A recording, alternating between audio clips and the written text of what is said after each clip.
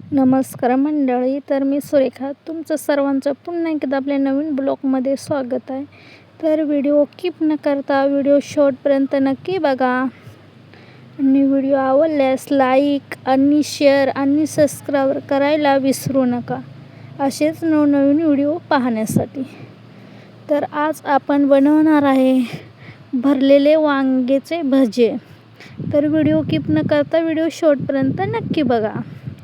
तर इथं आपण छानपैकी असे हिरवे वांगे घेतलेले आहेत. छानपैकी तुम्ही बघू शकता किती छान आणि बारके असं मीडियम साईजचे आहेत. फार लहान पण नाही आणि जास्त मोठे पण नाही बरं का. तर इथं आपण पाणी घेतलेलं आहे एका मिल्यामध्ये आणि असे वांगे मध्यभागी चिरून घेतलेले आहेत. आणि जेव्हा आपण चिरताना तेव्हा नीट बघायचे वांगे किडलेले आहेत की चांगले आहेत असे नीट बघून घ्यायचं. आणि पाण्यामध्ये एक एक वांगं करून आपण त्या पाण्यामध्ये सोडून द्यायचं. म्हणजे कसं वांगं पण काळं पडणार नाही आणि एकदम छानपैकी असे राहील. तर तुम्ही इथं बघू शकता आपण छानपैकी वांगे मध्ये चिरून घेतलेले आहेत आणि छानपैकी आता इथं धुवून घ्यायचे म्हणजे लालसर असे पडणार नाही. तर तुम्ही बघू शकता इथं आपण कांदे चिरायला घ्यायचे, बारीक बारीक असे कट करायचे बरं का. कारण आपल्याला भरलेल्या वांग्याची भजी बनवायची आहे त्यामुळे इथं छानपैकी असं बारीक बारीकच कट करून घ्यायचं. तर इथं छानपैकी असं कांदा कट करून घेतलेला आहे आपण, तुम्ही बघू शकता. कांदा कट करून झाल्याच्या नंतर लगेच आपण कोथिंबीर घ्यायची बरं का. कोथिंबीर पण लहान लहान अशी कट करून घ्यायची. तुम्ही बघू शकता छानपैकी अशी कट केलेली आहे आपण कोथिंबीर आणि कांदा छानपैकी असं बारीक अशी कट करून घ्यायची. कट करून झाल्याच्या नंतर एका ताटामध्ये लगेच इकडे आपण शेंगदाण्याचा कूट घ्यायचा. शेंगदाण्याचा कूट घेऊन झाल्याच्या नंतर वरतून कोथिंबीर ॲड करायची बरं का. कोथिंबीर ॲड करून झाल्याच्या नंतर लगेच कांदा ॲड करा. छानपैकी असा कांदा वगैरे सर्व ॲड करून घ्यायचं. तर इथं तुम्ही बघू शकता बारीक चिरलेला कांदा आणि शेंगदाण्याचं कूट आणि कोथिंबीर एवढं आपण घेतलेलं आहे. हे घेऊन झाल्याच्या नंतर लगेच मी काळं तिखट घेतलेलं आहे बरं का. मी 1.5 चमचा काळं तिखट घेतलेलं आहे. तुमच्या गरजेनुसार तुम्ही घ्या जेवढं पाहिजे तेवढं. आणि त्यानंतर इथं आपण हळद पावडर ॲड केलेले आहे. हळद पावडर ॲड करून झाल्याच्या नंतर मीठ ॲड केलेलं आहे. मीठ ॲड करून झाल्याच्या नंतर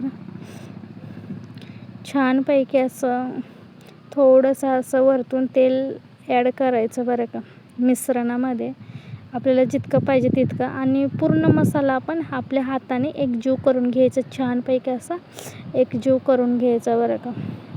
सर्व मसाले एकत्र झाले पाहिजे बरं का. तर इथं तुम्ही बघू शकता छानपैकी असं आपण एकत्र करून घेतलेलं आहे. तर तुम्ही बघू शकता छानपैकी आपण मिश्रण एकत्र करून घेतलेलं आहे.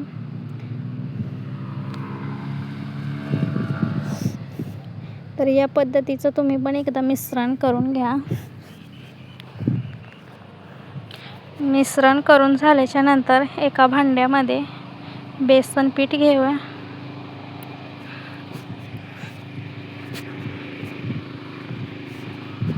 बेसन पीठ घेऊन झाल्याच्या नंतर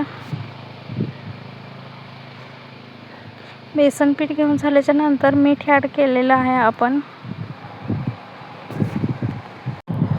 छानपैकी मीठ ॲड करून झाल्याच्या नंतर लगेच आपल्या गरजेनुसार हळद ॲड करा बरं का. तर इथं आपण हळद ॲड करून घेतलेलं आहे. त्यानंतर लाल तिखट ॲड केलेलं आहे. लाल तिखट ॲड करून झाल्याच्या नंतर आपल्या गरजेनुसार पाणी घ्यायचं बरं का. तर इथं मी परत थोडासा खाण्याचा सोडा टाकलेला आहे बेसन पिठामध्ये आणि त्यानंतर गरजेनुसार पाणी घेतलेलं आहे. जास्त आपल्याला पातळ पण नाही आणि जास्त घट्ट पण नाही, मीडियम साईजचं बनवा बरं का. तर इथं छानपैकी असं जे मिश्रण आहे बेसनाचं ते एक जीव करून घ्यायचं एकत्र, छानपैकी असं एकत्र करून घ्या. तर इथं तुम्ही बघू शकता छानपैकी आपण मिश्रण तयार केलेलं आहे. जास्त पातळ पण नाही, जास्त घट्ट पण नाही, मीडियम साईजचं बरं का, छानपैकी मिळालं. त्यानंतर इथं लगेच पटापटा वांगे भरायला घ्यायचे बरं का. वांगे भरताना एकदम ठेचून भरायचे बरं का, वांगे ठेचून भरायचे म्हणजे वांग्यातला जो मसाला आहे तो बाहेर येता कामा नये, एकदम ठेचून भरायचे वांगे. तर इथे तुम्ही बघू शकता छानपैकी असे एक एक करून वांगे खूप छान असे ठेचून भरायचे, म्हणजे मसाला बाहेर येणार नाही याची काळजी घ्यायची आपण. तर तुम्ही बघू शकता छानपैकी असे आपण वांगे भरायला सुरुवात केलेली आहे. छानपैकी आपले असे वांगे भरून घ्यायचे. तर तुम्ही बघू शकता एकदम आपण घट्ट वांगे भरून घेतलेले आहेत, छानपैकी असे वांगे भरून घेतलेले आहेत. तर वांगे घेताना एकदम छान असे घ्यायचे बरं का. त्यानंतर इकडे लगेच आपण कढईमध्ये तेल ॲड करून घेतलेले आहे, गरजेनुसार तेल वापरा. तर इथं आपण तेल घेतलेलं आहे, तेल आता गरम होऊ द्यायचं बरं का. तर तुम्ही बघू शकता छानपैकी असं तेल आपण गरम होऊ द्यायचं. आणि त्यानंतर जे आपले वांगे आहेत ते वांगे आपण त्याला बेसन ॲड करून घ्यायचं बरं का. प्रत्येक वांग्याला बेसन कोणाकडे लागलं पाहिजे असं ॲड करून घ्यायचं. बेसन ॲड करून झाल्याच्या नंतर लगेच आपल्या कढईमध्ये आपण मस्तपैकी परतायला टाकायचं. मस्तपैकी बघा तुम्ही बघू शकता छानपैकी आपण भजीसाठी वांगं भरलेलं बनवू. तर तुम्ही बघू शकता छानपैकी आता आपण एक बाजूने भाजलं की दुसऱ्या बाजूने पलटून घ्यायचं सरळ. आता इथं बघू शकता आपण जे भरलेले वांगे आहेत ते ॲड करून घ्यायचे बरं का. बेसन लावून छानपैकी असे ॲड करून घ्यायचं.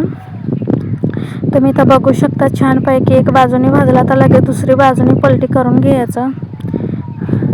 तर तुम्ही बघू शकता एकदम मस्तपैकी खरपूस भाजीपर्यंत आपण त्याला भाजून घ्यायचं. एकदम कुरकुरीत असे भाजून घ्यायचे आणि खायला पण एकदम मस्त चविष्ट अशी ही रेसिपी आहे. तर मित्रांनो तुम्ही आपल्या चॅनलवरती नवीन असाल तर आपल्या चॅनलला नक्की सबस्क्राईब करा, बेल आयकन दाबा. अशाच नवनवीन रेसिपी पाहण्यासाठी आपल्या चॅनलला नक्की सबस्क्राईब करून ठेवा. तर इथं तुम्ही बघू शकता छानपैकी आपण जे आपले भरलेले वांगे आहेत त्यांची छानपैकी अशी पलटवार करून घ्यायची बरं का. असं खुसखुशीत भाजायचं म्हणजे एकदम खाताना पण एकदम कुरकुरीत राहील आणि चव पण एकदम छानपैकी अशी राहील. तर लालसर असे भाजून घ्यायचे बरं का. तर इथं तुम्ही बघू शकता छानपैकी असे लालसर असे भाजत आलेले आहेत कारले वांगे आपले तर तुम्ही बघू शकता छानपैकी असे वांगे भाजायचे. तुम्ही कधी खाल्ले पण नसेल वांग्याची भजी, इतकी अतिशय आणि सुंदर रेसिपी आहे, तुमचा विश्वास बसणार नाही, इतकी सुंदर रेसिपी आहे. तर नक्की या पद्धतीची तुम्ही पण करून बघा आणि व्हिडिओ आवडल्यास लाईक आणि शेअर करायला विसरू नका. सबस्क्राईब करा असेच नवनवीन व्हिडिओ पाहण्यासाठी.